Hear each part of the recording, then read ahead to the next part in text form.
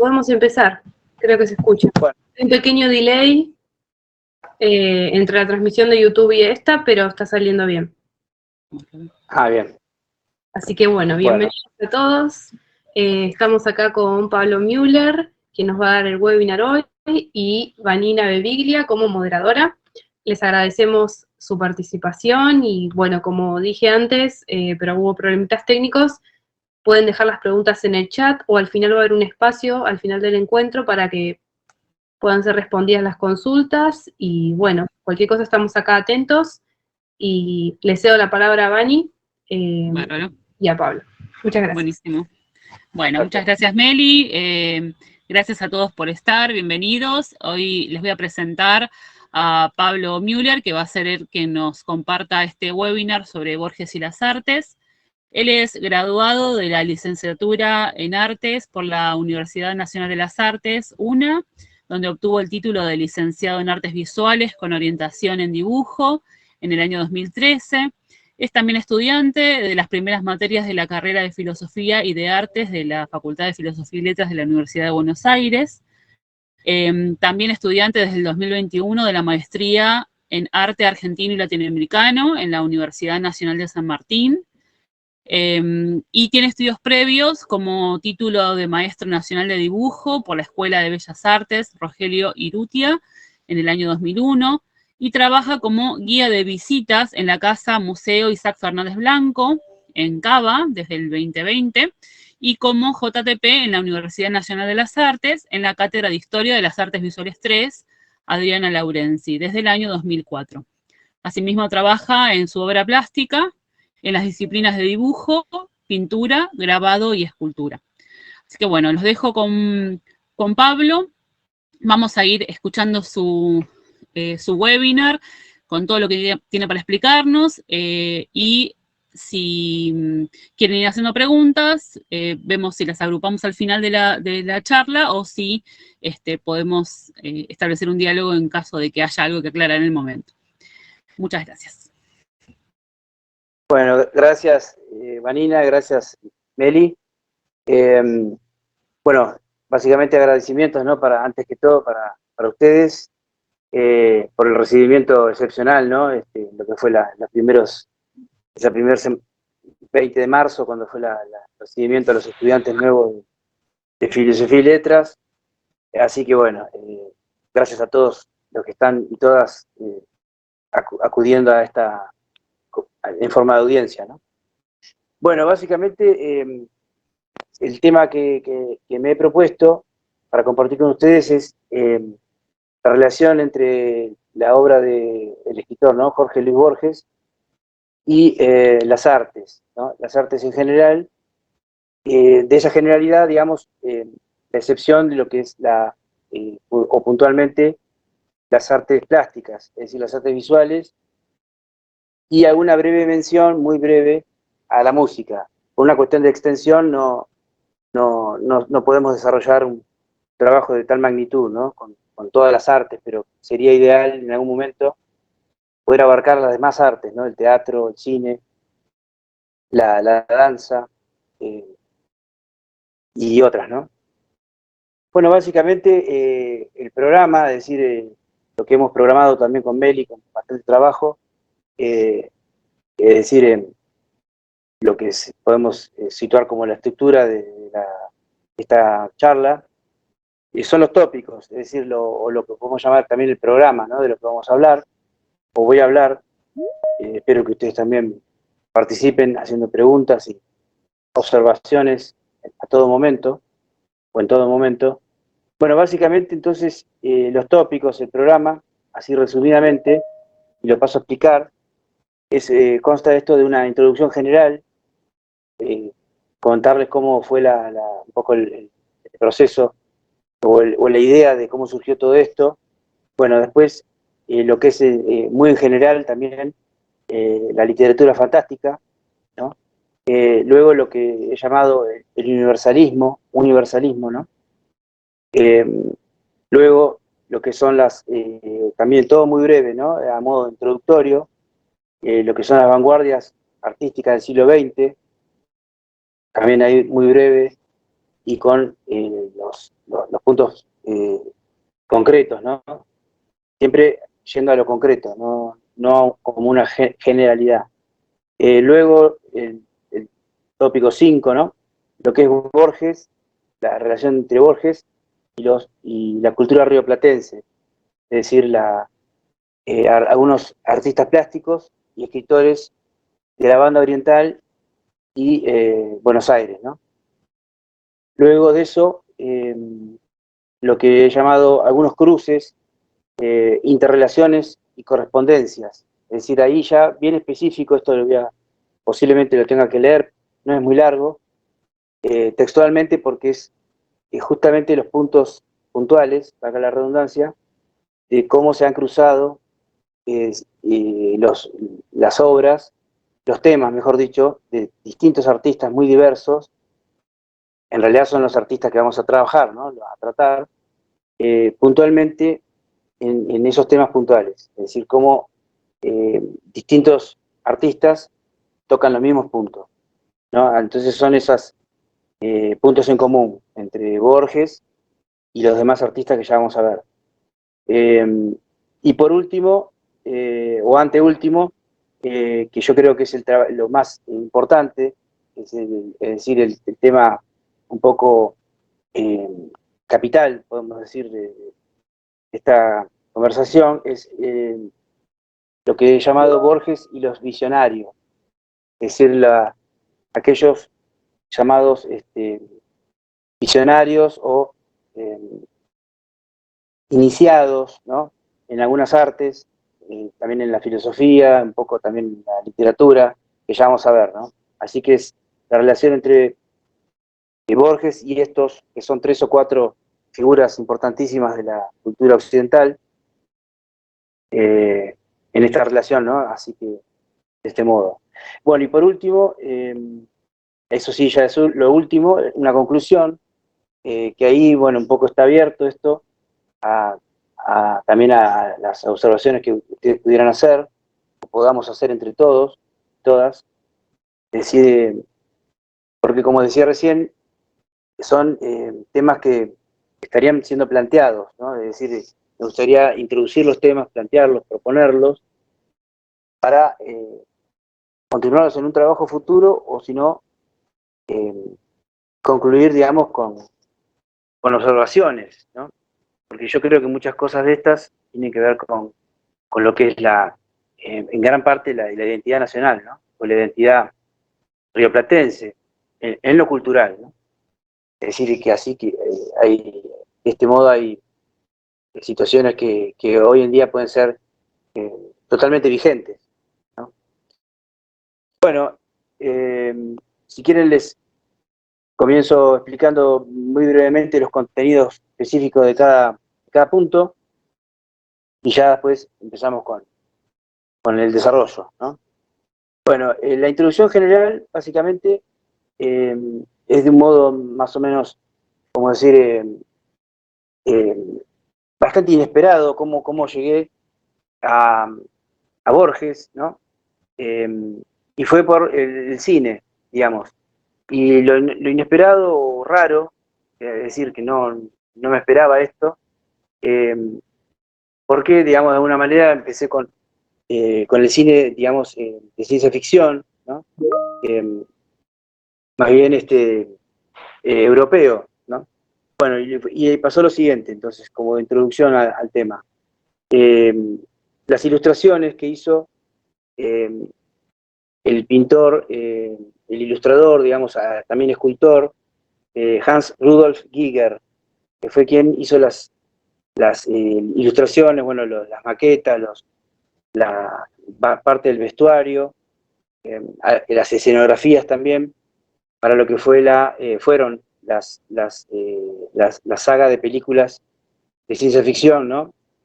Alien, es decir, digamos que esto tuvo su comienzo en 1979, la primera película, dirigida por Ridley Scott, el director inglés, ¿no? Así que Giger, suizo, ya fallecido, él murió en el año 2017, ¿no? Él hizo, bueno, una serie de trabajos que le interesaron a Ridley Scott, y entonces hacia el año 79, un poco antes, le propuso a Giger, Ridley Scott le propuso a Giger inventar el famoso personaje que es el Alien, ¿no? Entonces, bueno, a mí esas películas me gustan, y bueno, pero entonces empecé a ver un poco qué era la influencia que había tenido Giger como artista, ¿no? Que eso suele pasar, eso es una constante, que artistas sean influidos por otros artistas anteriores o contemporáneos, también los escritores, ¿no? Así que empecé a ver entrevistas de Giger, a Giger, y bueno, y ahí menciona, en varias entrevistas, mencionó a un pintor que solamente había escuchado de nombre pocas veces, o si no una sola vez, que fue Alfred Kubin, pintor, ilustrador checo, dibujante, grabador, simbolista, es decir, encuadrado en lo que es la corriente del simbolismo, en este caso austríaco, de lo que es el fines del siglo XIX. Así que bueno, empecé a ver esos trabajos, y fueron realmente reveladores. Es decir, acá tengo una imagen, si quieren, ya pongo una de las imágenes, que realmente fue muy, díganme por favor si se ve. Sí, sí, se ve. Perfecto.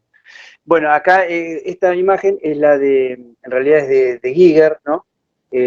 Esas obras anteriores, como ahí está la fecha, 1966, es decir, previo a esta convocatoria por parte de Ridley Scott para hacerle el famoso personaje, ¿no? La figura. Entonces, esta es, bueno, llamada de este modo Pozo, que es un título significativo también, que vamos a ver más adelante. Esta obra entonces es de Giger. La próxima es acá, esta obra sí, ya de Kubin, digamos, con un matiz bastante siniestro, oscuro, ¿no? Una orientación más bien a temas muy patéticos, ¿no? Esto proveniente de lo que es el pathos.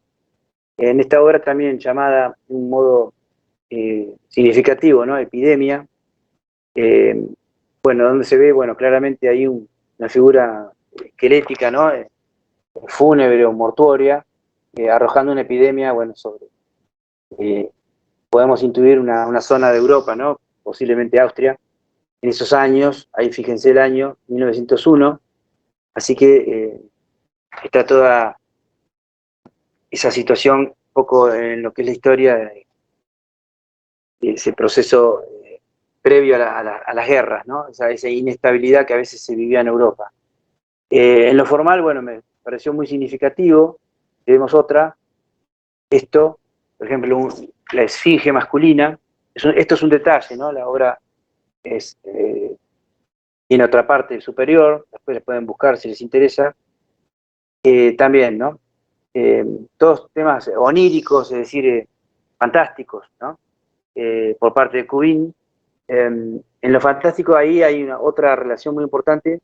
Kubin fue, además de ilustrador, de pintor, fue escritor, y él tiene su obra, digamos, más famosa, más conocida, que se llama El otro lado, ¿no? En alemán Die andere Seite, que él mismo le ilustró, ¿no? Esto es un punto también importante, es decir, era ilustrador y escritor de literatura fantástica, ¿no? Y bueno, y él, en muchas, es decir, su libro fue ilustrado por él mismo, ¿no? Entre otras cosas, bueno, para que vean la magnitud de esta figura importante de la cultura, en este caso austríaca, él fue amigo, muy amigo, trabajaron en conjunto también con Franz Kafka, el escritor, ¿no?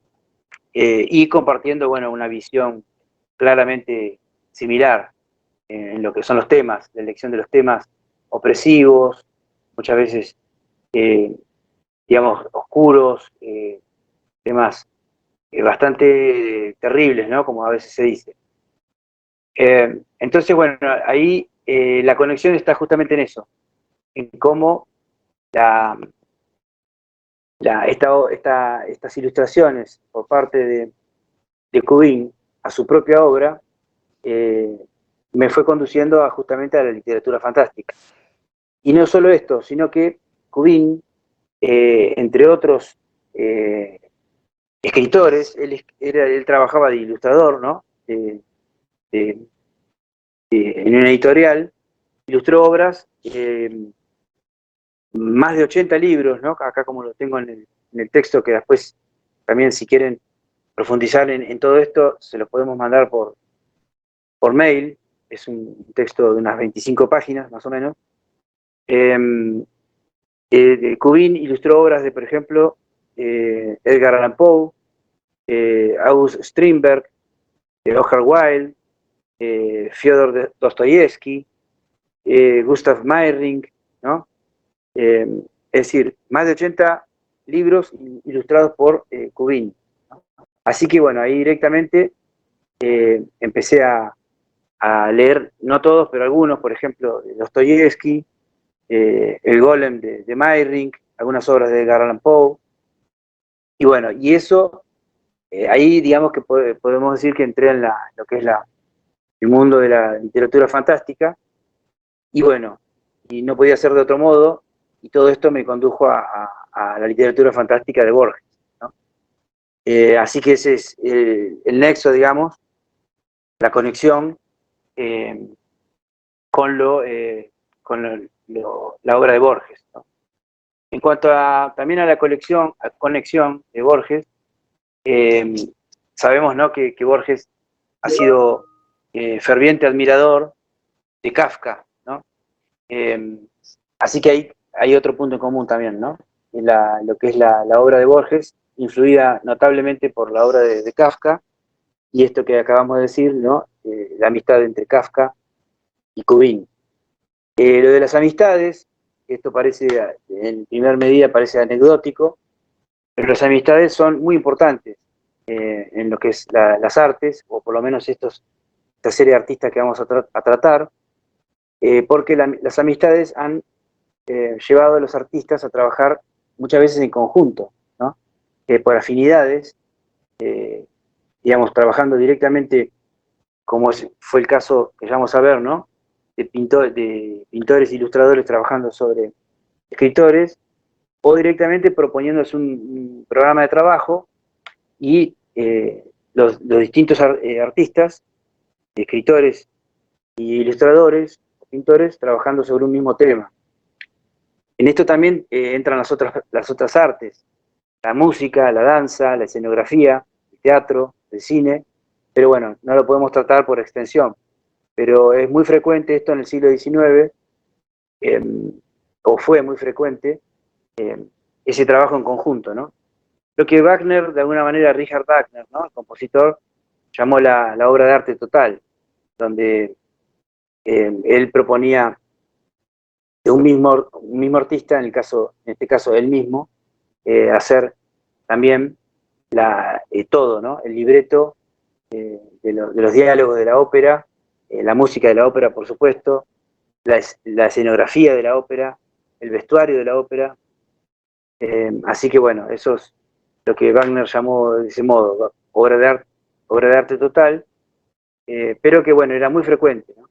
O era un mismo artista haciendo todo, o la gran parte, o un grupo de artistas haciendo también todo, trabajos en colaboración. Así que ahí está ese punto que es muy importante, ¿no? Bueno, eso básicamente como introducción. No sé si alguien quiere hacer alguna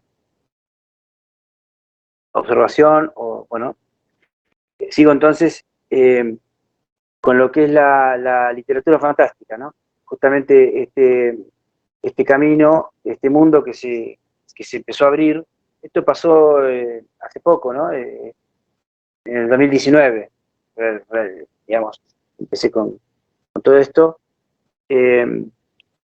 Bueno, ahí lo primero que tenemos que decir es una referencia que hace Adolfo Bioy Casares, ¿no?, a lo que es la literatura fantástica en sí.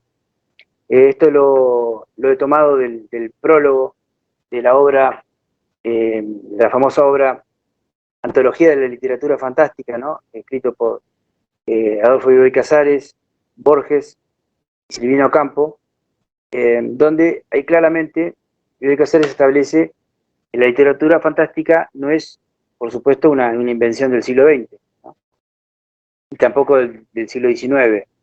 Bioy Casares ahí se remonta a la antigüedad, ¿no?, ya a los relatos homéricos, es decir, a las obras de Homero, ¿no?, la Ilíada y la Odisea,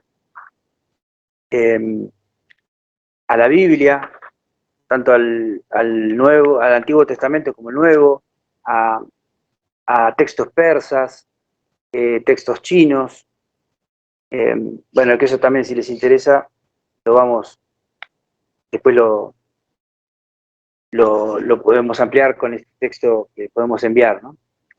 Pero lo que ahí termina concluyendo de alguna manera Bioy Casares, es que efectivamente la literatura fantástica podemos decir, se sistematiza ya en el siglo XIX en Inglaterra, con ciertos escritores, ¿no?, donde empiezan a darle forma al género, donde empiezan a aparecer elementos bien concretos, que son la estructura, digamos, el basamento de cómo van a ser tratados los distintos relatos fantásticos por los distintos artistas, ¿no?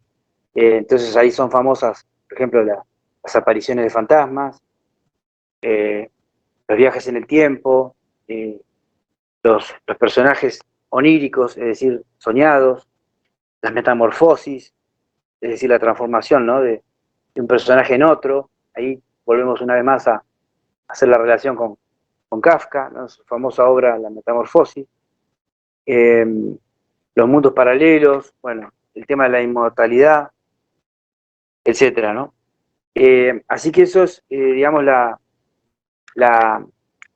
podemos decir los antecedentes, así muy brevemente tratados, pero lo que sucede en concreto en la época de Borges, y lo que le sucede directamente al propio Borges, es un comentario.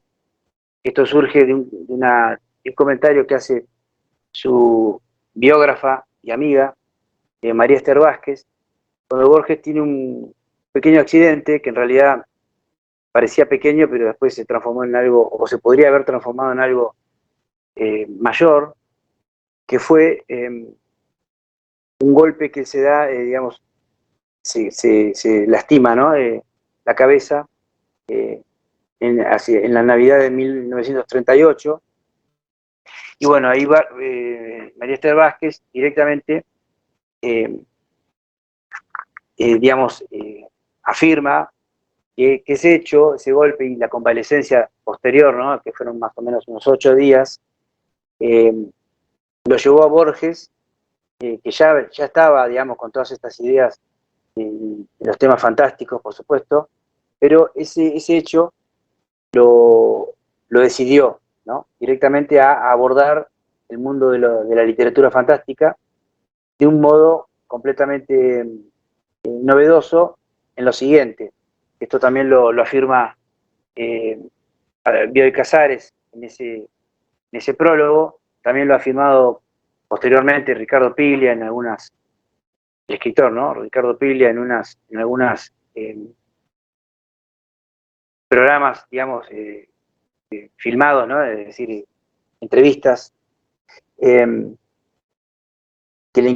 digamos, el gran aporte que hace Borges a la literatura fantástica es la combinación del elemento de ficción, es decir, lo ficcional, todo lo que es ficcionado o ficticio, con el elemento erudito, el elemento intelectual, en palabras de Bioy Casares, lo que es el ensayo, directamente, ¿no?, lo dice de este modo, el ensayo erudito, de temas también intelectuales con los temas ficcionales, ¿no? Así que entonces ahí efectivamente se genera en esta década del 30, 1930, en la obra de Borges, esa bueno, justamente irrupción de lo fantástico en su vida por este accidente y la posterior convalescencia, y también la incursión, ¿no? El ingreso a la literatura fantástica.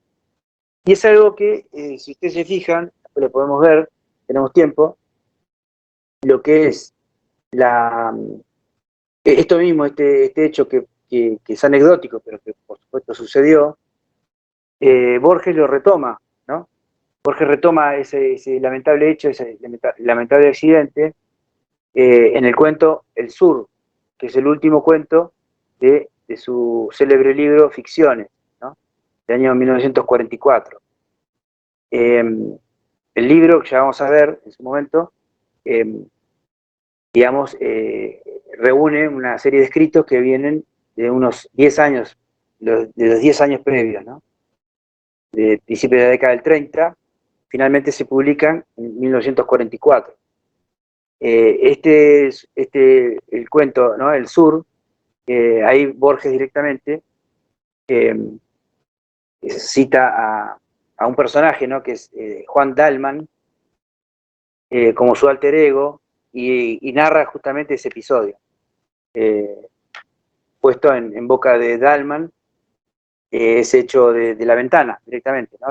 Ahí el personaje de Dalman, que había sido nieto de un inmigrante alemán en la década de 1870, bueno, consigue un ejemplar de las Mil y una Noches, y muy ansioso por leerlo, llega a su casa, ni siquiera quiso esperar a que bajara el ascensor para ir a su casa, decide ir por las escaleras. Cuando está llegando a su departamento, su casa, ahí se golpea con la ventana que alguien había dejado abierta.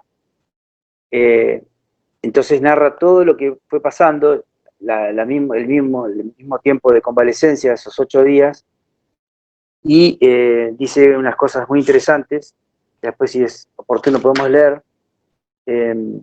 cómo se va dando lo que el propio Borges llama transfiguración. Y esa palabra no es menor, es muy significativa, cómo se transfigura, ¿no? La propia realidad de Borges en fantástica. Es decir, cómo lo fantástico ahí empieza a darse.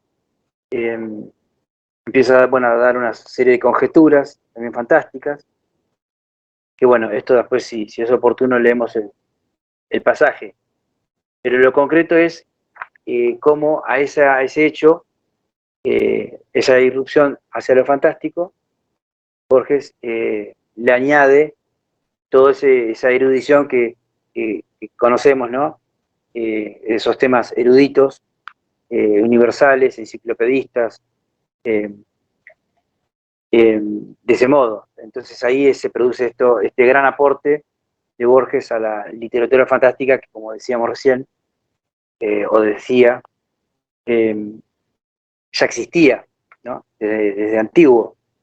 Así que bueno, básicamente eso es este punto. Pablo, disculpa, una consulta. Quedó la imagen en la esfinge masculina. No la cambiaste, lo tenías que cambiar. No. Eso corresponde al tema siguiente, que es lo que vamos a ver ahora, que es el tópico número 3, ¿no? Lo que de alguna manera he llamado el universalismo, ¿no? El universalismo en cuanto a lo que es los temas universales, ¿no? Es decir, los temas que Borges trató en su obra, digamos, que pueden ser temas como parte de otros tantos artistas y gente, ¿no? Y personas en el resto del mundo, es decir, los avatares, las situaciones universales que todos los seres humanos podemos tener en cualquier lugar del mundo, ¿no? Eso es lo universal. Pero para esto, ahí yo arriesgo una hipótesis, que es algo que también le sucedió a Borges. Ahí tenemos que ir un poco más para atrás. Este incidente de la ventana es fines del siglo, perdón, del año 38, ¿no? Principio del 39. Pero acá tenemos que remontarnos ya a casi a los 30 años de Borges, es decir, a 1928, donde el joven Borges, de alguna manera, estaba descontento, ¿no? Con esta realidad que él vivía en esos años. Acordémonos que Borges había vuelto de Europa en el año 22. Había hecho todo el bachillerato, ¿no? en Ginebra, en Suiza, y después entró en contacto, que eso también lo vamos a tratar más adelante, entró en contacto con la vanguardia literaria europea, que fue el ultraísmo, y vuelve definitivamente en el año 1923, ¿no? Ahí escribe, bueno, sus primeros textos, y ya en el 28, es decir, unos años después, ya Borges, digamos, nutrido y totalmente enfocado en lo que eran los temas nacionales, ¿no? Rioplatenses, ahí vuelvo a decir, no digo argentinos, sino que digo rioplatenses, como eran, ¿no? los ya consabidos temas del compadrito, de los cuchilleros, de los gauchos, de los orilleros, todas estas zonas, estos temas que transcurrían en lo que Borges entendía como el sur, ¿no? Que el sur alcanzaba hasta parte de la banda oriental, ¿no? Es decir, para Borges el sur era de alguna manera la Argentina según su perspectiva, ¿no? En estos años de mediados de la década del 20, principio del 30. Entonces un poco la hipótesis está en que también está escrito eso en varios pasajes de la obra de estos años, en libros, por ejemplo, concretamente el libro que es El tamaño de mi esperanza, y El idioma de los argentinos, ¿no? Estas obras de estos años, 1926, 1928. Ahí Borges claramente, en el idioma de los argentinos, por ejemplo, expresa, como les decía, muy claramente este descontento que empieza a tener en su realidad, ¿no? En su entorno, ¿no? En lo que él concebía como, bueno, en su vida en esos años. Entonces, de alguna manera, él empieza a padecer lo que él mismo dice, con ese término muy significativo, que es la irrealidad, ¿no? Irrealidad, es decir, un padecimiento de irrealidad. Al padecer este mal, podemos decir, Borges trata de, digamos, refugiarse o fugarse a lo que es los temas foráneos, ¿no? Los temas lejanos en el tiempo y en el espacio, ¿no? Geográficamente y temporalmente. Esto es una tradición que no es nueva tampoco, es una tradición que se venía dando ya en el siglo XIX en Europa, que era también un poco ese descontento por los europeos, sobre todo los artistas, ¿no? Que son los que a veces primero ven esos cambios, que ahora podemos puntualizar en alguno de ellos. Ese descontento, muchas veces provocado por la revolución industrial, ¿no? La industrialización cada vez más creciente de los países europeos, desde mediados del siglo XIX en adelante, ¿no? 1850 en adelante, muchas veces generó en los artistas esas ansias de escapar escapar hacia otros países, como ha sucedido en algunos casos concretos, y también escaparse en lo temporal, es decir, evocar en sus obras, en obras plásticas, literarias, teatrales, épocas pasadas, y épocas por lo general a épocas, digamos, muy remotas, por ejemplo, a la antigüedad, ¿no? A la Edad Media. Entonces, esto yo creo que es una tradición que perdura en el propio Borges, ¿no? Entonces, el caso de la irrealidad, ahí se da en lo que va a ser ese, eh, esa voluntad por parte de Borges de eh, salir del entorno de Buenos Aires, ¿no? De su Buenos Aires, de su barrio, de su sur, como él lo decía, y bueno, y con la imaginación, muchas veces ir hacia latitudes muy lejanas, ¿no? Acá sí tendría que leer este pasaje que es corto, son 4 o 5 líneas nada más, pero donde él justamente ahí lo trata de ese modo, ¿no? Acá dice, lo rememoro así. La tarde que prefiguró a esa noche estuve en Barracas, localidad no visitada por mi costumbre, y cuya distancia, de la que después recorrí, ya me desfamiliarizó esa jornada. Su noche no tenía destino alguno. Como era serena, salí a caminar y a recordar después de comer. No quise determinarle rumbo a esa caminata. Con todo, una suerte de gravitación familiar me alejó hacia unos barrios de cuyo nombre quiero siempre acordarme y que dictan reverencia a mi pecho. Bueno, sigue un poco más.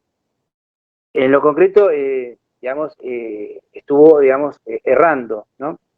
Y ese errar está vinculado a esta imagen que por eso puse, que esa actitud del errante, ¿no? Justamente estos artistas del siglo XIX, europeos, lo que en alemán se conoce con el término de Wanderer, ¿no? Es decir, caminantes. Es decir, esto bien típico del romanticismo, ¿no? El romanticismo inglés, el romanticismo alemán, de aquellas personas, ¿no? Que salen de sus ciudades o de su entorno más bien conocido, directamente a caminar, ¿no? A errar eh, por las montañas, por lugares así, paisajes descampados, al aire libre. Muchas veces los artistas, en el caso de los artistas, a inspirarse, a pasar un momento quizá acorde, pero está ahí bien claro eso, ¿no? Es una tradición bien concreta que se dio en el caso alemán, bueno, eh, con esto que es los caminantes. Y acá, por eso les traigo esta imagen de este pintor alemán, justamente por esto, Caspar Friedrich, pintor romántico, ¿no? Que justamente, si se fijan en el título, ahí está bien concreto esto que acabo de decir, ¿no? Lo que es el caminante, ¿no? Digamos, el nombre original de la obra es Wanderer, ¿no? Caminante, über, sobre un mar de nubes, ¿no? Ahora no recuerdo el título exacto, pero bueno, la palabra sí es Wanderer, ¿no? Nebelmeer. Wanderer über ein Nebelmeer, ¿no? Caminante sobre un mar de nubes. Entonces ahí está bien claro cómo si se fijan la figura de este hombre, ahí contemplando un paisaje, ¿no? Que posiblemente haya salido de su casa, de su hogar burgués, y haya salido justamente a errar, a caminar por el paisaje, por la naturaleza, y a contemplar, ¿no? Y a digamos, tener un momento de reflexión que posiblemente, no, cuando esto sucede, a veces que quienes podemos hacer lo mismo, ¿no? Nos puede llevar también a una instancia similar reflexión, de consideraciones, ¿no? Así que esto es como el pie para ese trabajo que después se va a dar, en el caso de Borges, digamos, partiendo de esta irrealidad de su lugar, yendo hacia otro proceso, digamos, de una realidad, si quiere, metafísica, una realidad que no es concreta, que no es física, que no está en el plano de lo material inmediato que conocemos, ¿no? Sino que está en el mundo de las artes, el mundo de la inspiración, de la creación, bueno, lo que Platón a veces, en algunos textos, no en todos, llamó el mundo de las ideas. Así que bueno, ahí un poco está esta obra para ver este tema, ¿no? A ver cuál sigue. Bueno, acá esta obra también, muy importante, de otro pintor francés, que también tiene que ver con este descontento. Esto es de Paul Gauguin, o Gauguin, también, ¿no? De una situación similar, de un descontento social por el entorno que les ha tocado vivir a estos artistas, muchas veces sensibles, ¿no? a los efectos del entorno. El caso concreto de Gauguin, él se fuga, directamente se evade, usando esa palabra, ¿no? Que es la evasión, se evade y se va de su Francia natal a Tahití, ¿no? Ya es conocida, es célebre sus estadías en Tahití, por lo menos tuvo 2 previas, hasta que ya una tercera instancia ya se queda por un tiempo más prolongado, y justamente es esto, ¿no? Gauguin pretendía escapar, ¿no? Evadirse, fugarse de su entorno próximo, y decide ir a lo que también un poco impulsado por las teorías de Rousseau, ¿no? Jean-Jacques Rousseau, de encontrar al buen salvaje, de encontrar ese hombre primordial o mujer primordial, ¿no?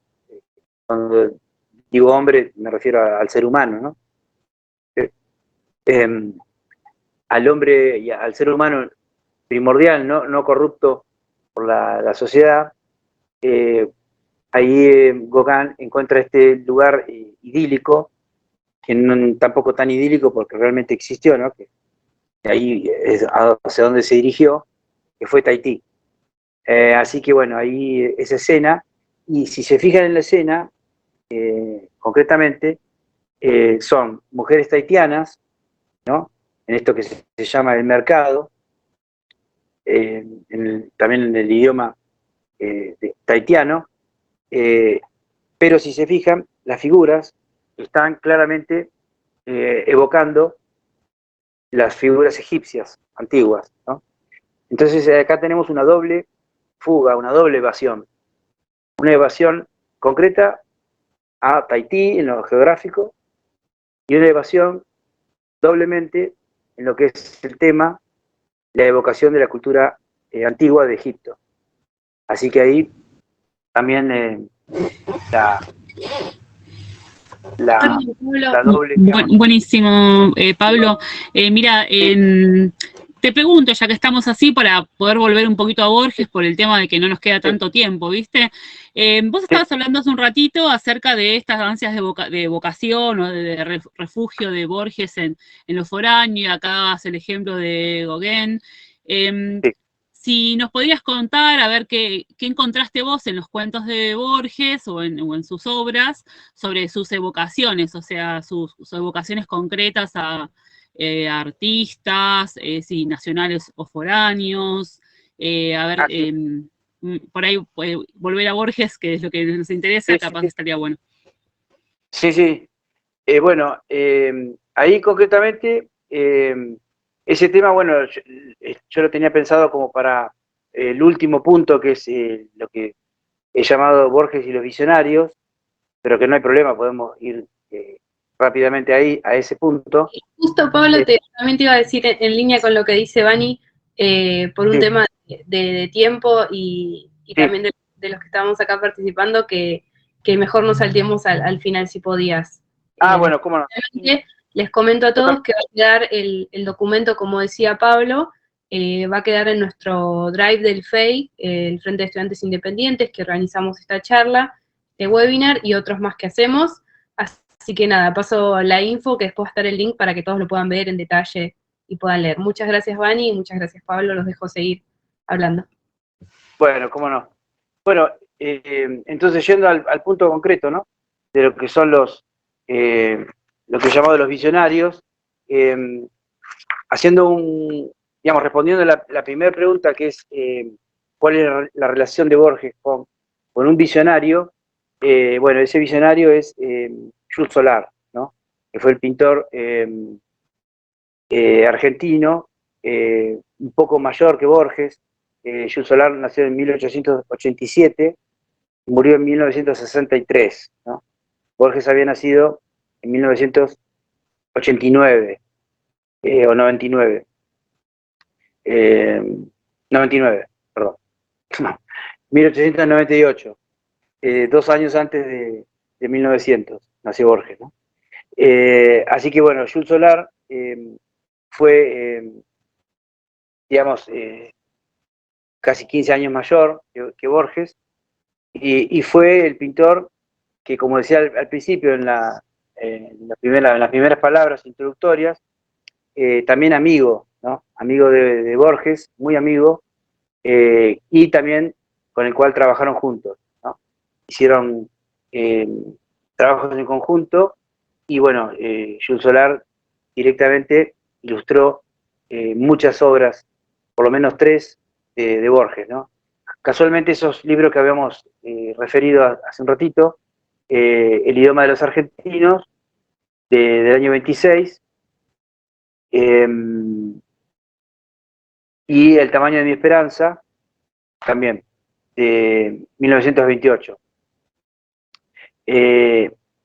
Para cada libro, en la versión original, Jules Solar ilustró con 5 o 6 dibujos en cada caso, ¿no? Acá ponemos una imagen de esto, un minutito, y bueno, y la relación concreta de lo que es los visionarios es que Borges le interesaba mucho el tema de como decíamos, ¿no? De la irrupción de lo fantástico en toda su vertiente, ¿no? En toda en todas las posibilidades. Él indagó en los orígenes, prácticamente en todas las formas, en cómo lo fantástico, la ficción, puede darse en la obra de un creador, ¿no? Acá, bueno, si se ve ahí hay una ilustración de este libro de Tamaño de Esperanza del año 26, por Jules. Acá, si se fijan, esto es muy interesante, tiene que ver concretamente con lo que vamos a tratar más rápidamente. Es una página ahí ilustrada, iluminada, como es la técnica, de un libro ya impreso por Borges. Es decir, un ejemplar, ¿no? del idioma de los argentinos, del año 28, iluminado posteriormente por Jules Solar. Bueno, después volvemos sobre lo que es la técnica en sí, de la iluminación de libros, ¿no? Que también es algo antiquísimo y que también hacían algunos visionarios e iniciados. Bueno, en concreto, lo que es la primera relación de Borges con artistas plásticos es esta, entonces, Jules Solar. Y hay otra relación que no está muy estudiado esto, que sería interesante para un trabajo posterior o futuro, la obra del pintor uruguayo Rafael Barradas. Que Rafael Barradas, por ejemplo, tuvo relación estrecha con la hermana de Borges, que fue Nora Borges, en Barcelona, en los años, sí, principio de la década del 20, ¿no? 1915, 1916, 17, 18, 19, todos esos años que fueron los que ellos estuvieron ahí, la familia Borges, en España, que después de Ginebra ellos van a España, ahí entran en contacto con la vanguardia ultraísta, bueno, y era, digamos, una eclosión muy grande, ¿no?, de artistas de vanguardia, que se daban cita, bueno, en las famosas tertulias o cafés literarios, donde han salido, bueno, las grandes figuras también revolucionarias, ¿no?, de lo que fueron las vanguardias. Así que, bueno, ahí hay relación entre Barradas, eso ya les decía, no está muy estudiado esa relación, pero sí hay comentarios que ha hecho Borges sobre Barradas. Sí está mucho más estudiado, hay extensa bibliografía al respecto de la relación de Borges y Jules Solar. En lo concreto... Otra pregunta, Pablo, en relación con esto. Me interesa mucho esta ilustración que estás compartiendo, en donde se ve esta iluminación. Sí, estaría bueno que nos cuentes, que vos sos el especialista, qué es esta técnica de iluminación, y si te parece que hay un diálogo, digamos, entre el texto y la ilustración, o fue una intervención posterior. Estaría bueno, nos interesa eso. Sí, bueno, está muy bien esa pregunta. En concreto, para esto, tenemos que remontarnos también rápidamente y brevemente a lo que es la técnica de la iluminación, que es una técnica que básicamente proviene de la Edad Media, ¿no? Del siglo V, en la Edad Media, y posteriores, ¿no? Acá les traje un ejemplo de lo que es el famoso libro de Kells, o Book of Kells, un manuscrito hecho por los monjes irlandeses medievales, en este caso del siglo IX. Es decir, toda esta actividad de los copistas, que eran monjes, ¿no?, en los monasterios, en los claustros, ellos copiaban los textos bíblicos, ¿no? La Biblia, concretamente, ¿no?, cristiana, ¿no?, es decir, el Antiguo Testamento, el Nuevo Testamento, pero lo que se han conservado, han llegado hasta nosotros, a esta época, hasta nuestra época, han sido los evangeliarios, es decir, los 4 evangelios de los 4 evangelistas, ¿no? San Lucas, San Marcos, San Juan y San Mateo. Así que, bueno, estos eran, digamos, la forma de difundir, ¿no?, los textos bíblicos entre los clérigos, ¿no? Estos no tenían llegada a las clases populares, ¿no? Esto estaba dentro de los monasterios para los monjes, ¿no? Es una tradición que se dio en toda Europa y alcanzó un gran apogeo en lo que es la cultura irlandesa, es decir, insular, ¿no?, de la Gran Bretaña. En lo concreto acá, y la relación con Jules es muy, muy estrecha, con Jules Solar, por lo siguiente, pasando por, digamos, lo que es la cadena de influencias, ¿no?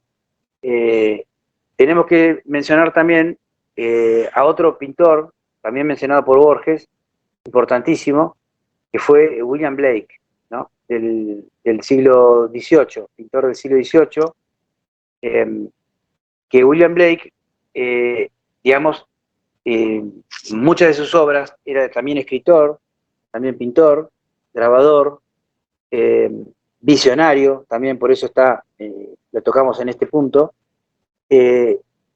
William Blake, digamos, ilustraba sus propios textos, ¿no? Es decir, la familia de William Blake tenía imprenta, eran una familia de impresores. Entonces, desde muy pequeño Blake estaba en contacto con toda esa parafernalia, digamos, técnica, y ya como un juego, en esos primeros años de niño, ¿no?, 9 años, 14 años, él ya imprimía y experimentaba con las técnicas, impresión. También era, podemos decir, un niño precoz, porque también escribía poesía, que después finalmente las imprimía y las iluminaba. Entonces ahí está concretamente la relación lo que es la iluminación, que es la pintura, en el caso de William Blake en el siglo XVIII, con témpera, con acuarela, sobre un texto ya hecho, ¿no? Ya impreso. Eso es lo que es la técnica en sí de la iluminación. Ahora, la iluminación, en el caso original, medieval, del siglo V hasta por lo menos siglo IX, y en realidad se siguió dando durante toda la Edad Media, era muy distinto. Acá había incrustaciones, por ejemplo, de piedras preciosas, un tono de pintura que era de color rojizo, que se llamaba minio, es decir, que era un derivado del rojo. De ahí viene el término, ¿no?, de libros niñados, justamente por esto, ¿no? Por ese color rojizo que era la letra, la tinta, quiero decir, con la que se escribían los textos, muchas veces. La tinta roja tenía que ver concretamente con lo que era el color simbólico cristiano, que era la sangre de Cristo, ¿no? Así que ese es el origen remoto del término, y lo que es la iluminación de este modo. Jules Solar, en ese sentido, es continuador de esa tradición, y ha escrito, ha hecho libros, digamos, por ejemplo, el famoso libro de Jules Solar llamado Los Sin Signos, perdón, San Signos, ¿no? San por la calidad, la cualidad santificada, ¿no?, de santo, signos, ¿no?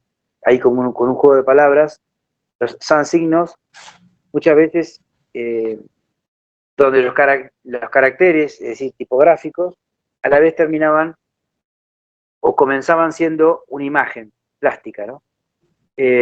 Acá traje una imagen de William Blake de un libro iluminado para ver un poco el tratamiento. Acá, si se fijan, ahí es una página de un texto iluminado por William Blake. En este caso es un poema de John Milton, ¿no?, el escritor inglés contemporáneo a William Shakespeare. Ahí lo que hace William Blake, entonces, en este caso, es reproducir el poema, en algunos casos el poema original de Milton, en otros casos escritos propios sobre Milton, iluminados, ¿no? Y ahí, si se fijan, no sé si se puede hacer zoom, a ver si lo puedo hacer yo desde acá, es muy interesante acá lo que es los caracteres, es decir, la tipografía, concretamente. A ver, dígame si se ve, porque yo no estoy viendo a ustedes. Sí, se ve. Sí. Ah, ¿se ve el cursor? Sí. Sí. Bueno, acá en el cursor, yo le muestro cómo el texto, digamos, tiene este sentido, y después, sin importarle demasiado a Blake, continúa escribiendo para arriba. Después esta línea, ¿no?, se fusiona. En este caso es bastante, no sucede demasiado, pero hay otras imágenes, no traje, bueno, por extensión, donde directamente la línea pasa a formar parte, se transforma directamente, se metamorfosea el carácter, ¿no?, el carácter escrito, quiero decir, se metamorfosea en una imagen, ¿no? Pablo, ¿y en qué aspecto se vincula Blake con Borges? ¿Cómo encontrás esa relación? Bueno, la relación está muy estrecha en lo que Borges justamente le interesaba, porque lo que era la irrupción de los fundamentos de lo fantástico. Ah, perfecto. Como elemento, como mundo, podemos decir, sumamente amplio, donde convergen en lo fantástico muchísimas cosas, entre otras el aspecto religioso, ¿no? No podemos olvidar que lo religioso puede ser interpretado como algo fantástico, es decir, o lo mitológico, es decir, un relato mitológico, supongamos, griego, antiguo, puede ser interpretado como un relato fantástico, ¿no? Esas figuras. Ahora, en lo concreto de William Blake con Borges, está en que Borges hizo en varios textos, varias conferencias que dio sobre William Blake, ¿no? Por ejemplo, es célebre, o son célebres las conferencias que dio Borges en la década del 60, en el año, más concretamente en el año 66, en la Universidad de Buenos Aires, las célebres clases de literatura inglesa. En una de las clases, que es la clase número 16, del libro que recientemente, no, en realidad se editó hace unos 20 años, que se llama Borges Profesor. Eso es muy recomendable, también lo van a encontrar en la bibliografía.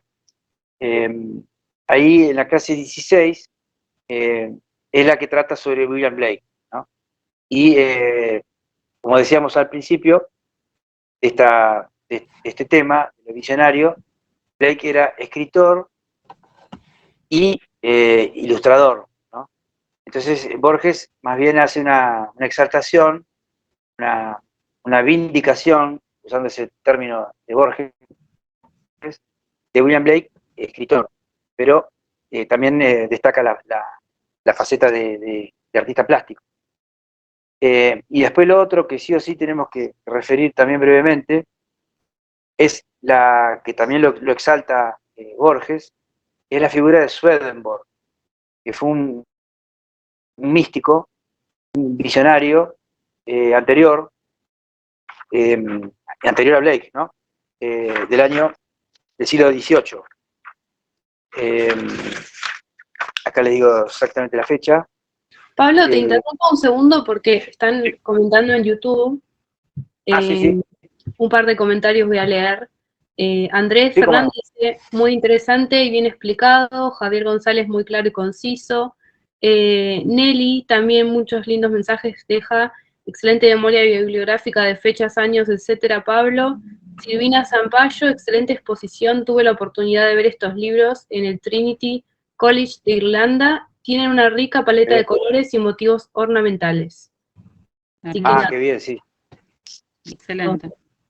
Excelente, sí. Bueno, buenísimo, Pablo. Yo para ir concluyendo, por si quedan preguntas, mientras el auditorio piensa preguntas, voy a empezar yo con una así más de curiosidad.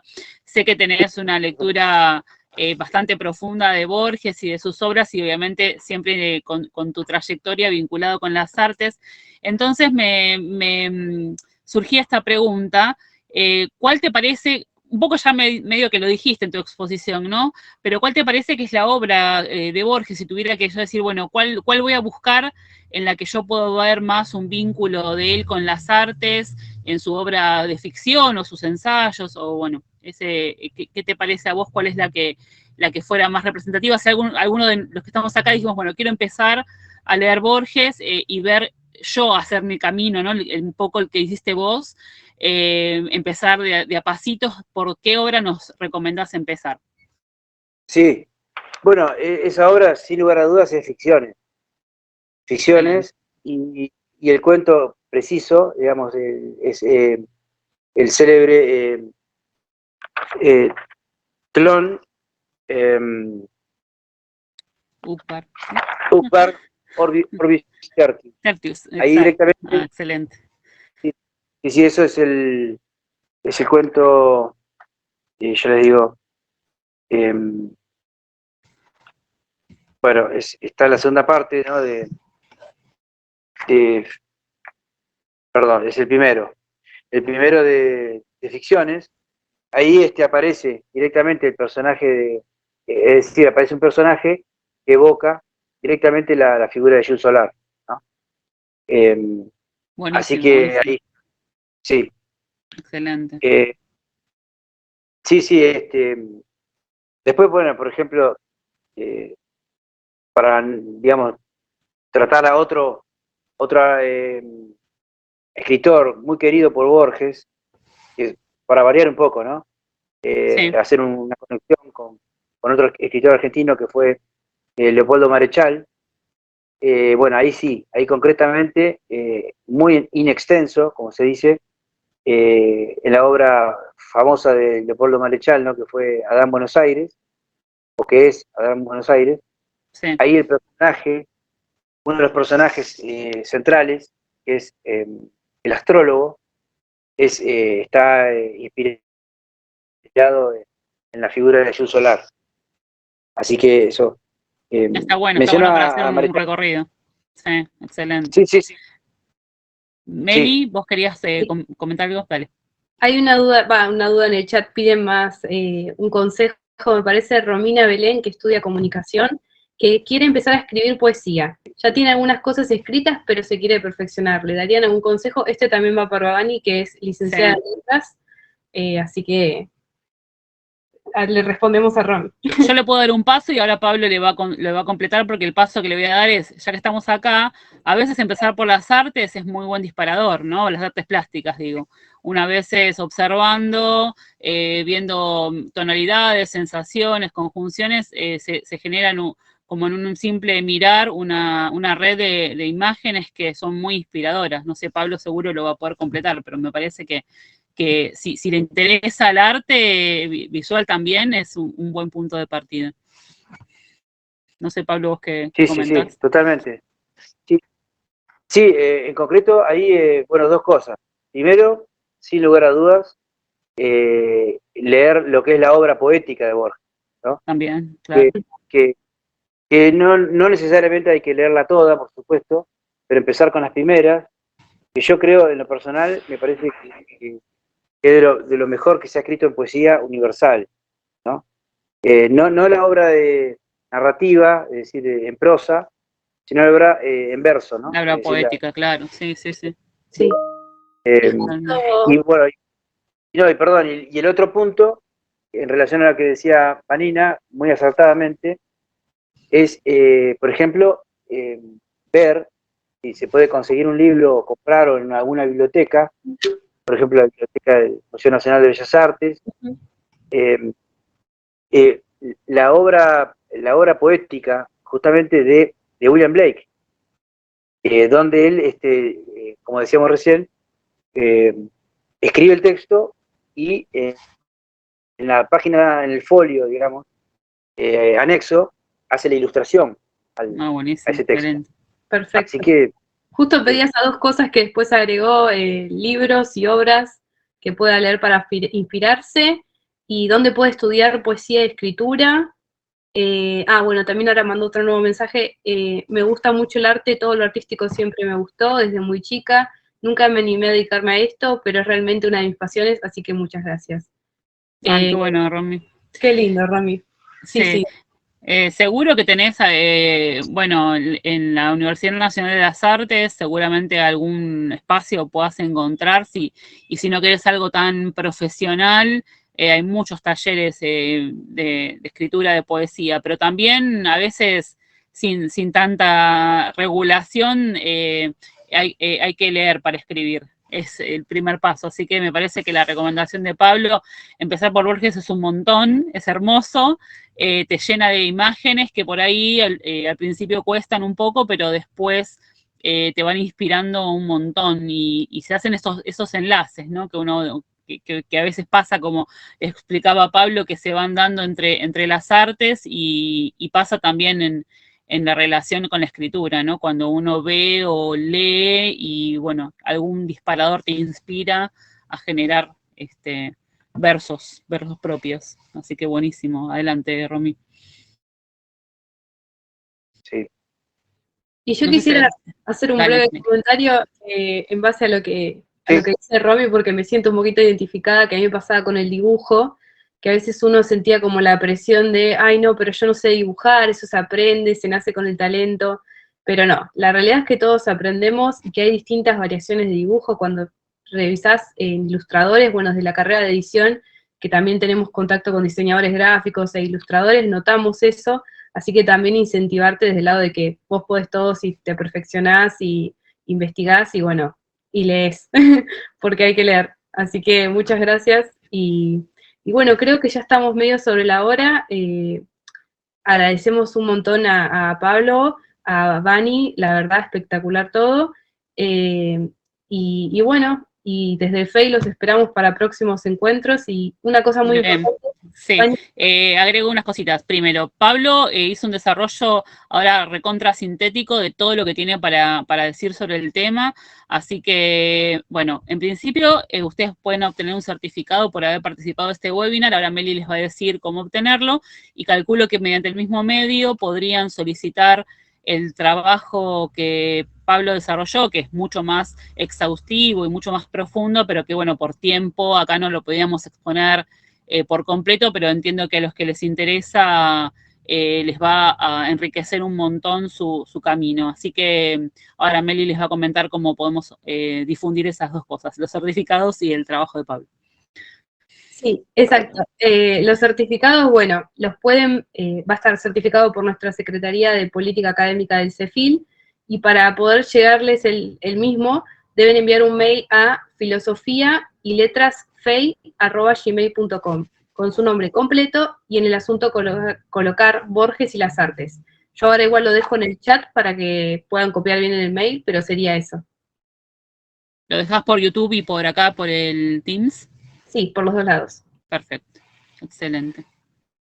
Buenísimo, Romy, te esperamos en los próximos y claramente también por ese mismo mail las consultas que les hayan quedado. Pablo sabe muchísimo, así que estoy segura que les va a poder completar bibliografía o lo que quieran para seguir profundizando el tema.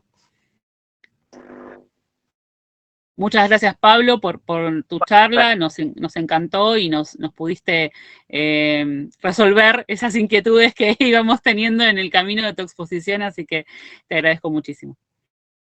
Bueno, gracias a ustedes y a todos aquellos que se conectaron o que puedan verlo. Muy contento también por mis primeros pasos, digamos, en la Universidad de Buenos Aires, una casa de estudios muy querida desde muchos años atrás, así que muy contento también por esta posibilidad y impulso en lo cultural, ¿no? Es decir, esta posibilidad del FEI, del Frente de Estudiantes Independientes, ¿no? Que es muy valiosa toda esta actividad que están haciendo, así que muy agradecido. Excelente.